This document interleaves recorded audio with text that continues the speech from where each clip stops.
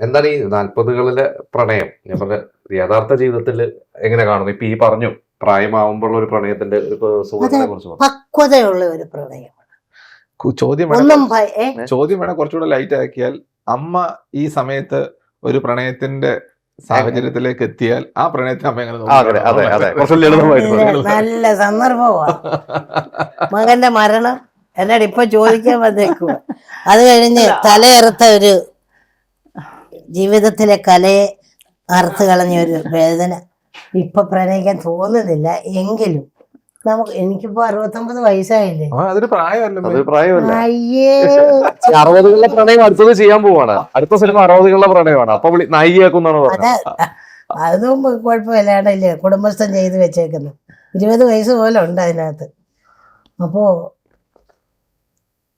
ഒന്നും ഭയപ്പെടാനില്ലാത്ത, മറ്റാരെയും ഭയപ്പെടാതെ ഹൃദയമായ സ്നേഹത്തിന്റെ ആത്മീയമായ ഒരു സ്നേഹമായിരിക്കും. ഇതാണ് എനിക്ക് പറയാനുള്ളത്. അതിനകത്തൊരു പോയിന്റ് ഉണ്ട്, ഭയപ്പെടാൻ പറ്റാതെ. അതാ, കാരണം 17 വയസ്സൊക്കെ ആകുമ്പം എല്ലാരെയും ഭയന്നും പാത്തും ഒക്കെ ആയി എന്ത് സംഭവിക്കും, നീ എവിടെ പോയ, ഇതൊക്കെ അതൊന്നുമല്ല. അതെല്ലാം മാറി മറിഞ്ഞ് നല്ല പക്വതയോടെ കുട്ടികളെയൊക്കെ പ്രാപ്തമാക്കിയൊക്കെ കഴിഞ്ഞായിരിക്കും ചിലപ്പോൾ ആ ഉള്ളിൻ്റെ ഉള്ളിൽ ഒരു പ്രണയം, അവർക്ക് ഒരിക്കലും കിട്ടാതെ പോയ സ്നേഹം. ഒന്ന് സ്നേഹിക്കണം. ആ സ്നേഹമൊക്കെ കുഞ്ഞിലെ സ്നേഹിക്കുന്നതിലൊക്കെ ഉപരി അത് കളങ്കമില്ലാത്ത പ്രണയം തന്നെ ആയിരിക്കും. പ്രണയം എന്ന വാക്ക് നമ്മൾ മഴയെ പ്രണയിക്കാം, പ്രകൃതിയെ പ്രണയിക്കാം. പ്രണയത്തിന് പല അർത്ഥമുണ്ട്. എങ്കിലും പ്രേമം, പ്രണയം, അതാണ് ഇത് നമ്മളിപ്പോ ഈ പറയുന്നത്.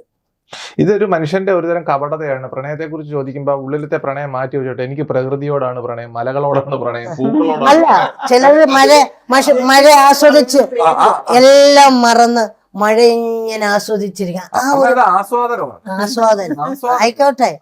അതും ഇപ്പൊ മനുഷ്യ ബന്ധങ്ങളിൽ ഉള്ള പ്രണയം, അതാണ് ഞാൻ ഇപ്പൊ പറഞ്ഞത്. ഒന്നും ഭയപ്പെടാതെ വേദനകളെല്ലാം മറന്ന് ആസ്വദിക്കാൻ ഉള്ള ഒരു പ്രണയം. അതെ അതെ, മനുഷ്യർക്കിടയിലെ പ്രണയത്തിന് ഭയം ഉണ്ടാവരുത്. അതാണ് അതിന്റെ ഒരു യഥാർത്ഥ വശം. അത് നല്ല കളങ്കമില്ലാത്ത സ്നേഹമുള്ള പ്രണയം തന്നെയായിരിക്കും. അപ്പൊ അങ്ങനെ ഒരു കാലം കാണുന്നുണ്ടോ? പ്രണയത്തിന് ഇങ്ങനെ ഒരു നല്ല ചുറ്റുപാട് സമൂഹം ഒരുക്കി തരുമെന്ന് തോന്നുന്നുണ്ടോ ഈ കാലത്ത്? ചുറ്റുപാടല്ലല്ലോ, നാമല്ലേ. വെറുതെ ചുറ്റുപാടിനെ പറയണ്ട, വ്യക്തിയാണ് തീരുമാനിക്കേണ്ടത്. അമ്മ സ്വതന്ത്രമായി പ്രണയിക്കാൻ വേണ്ടിട്ട് സമൂഹത്തിന് വലിയൊരു ആഹ്വാനം കൊടുക്കമ്മ. പ്രണയിച്ചോ എന്ന് നമുക്ക് പറയാൻ പറ്റുമോ? പല പല സാഹചര്യങ്ങളല്ലേ എല്ലാവരുടെയും. പണ്ടത്തെ കാലം വെച്ച് നോക്കുമ്പോൾ ഇന്നത്തെ കാലത്ത് എങ്ങനെയാണ് പ്രണയം കൂടുതൽ? പണ്ടത്തെ കാലം വെച്ച് നോക്കിയതിന് ഗുണമല്ലേ ഇപ്പൊ അനുഭവിച്ചുകൊണ്ടിരിക്കുന്നത്. അങ്ങനൊന്നും സംഭവിക്കത്തില്ല. ഇത് വേദനകളെല്ലാം ഇല്ലാതെ പോയ, കിട്ടാതെ പോയ ആ സ്നേഹത്തിന്റെ ഉറവിടമായിരിക്കും 40കളിലെ പ്രണയം.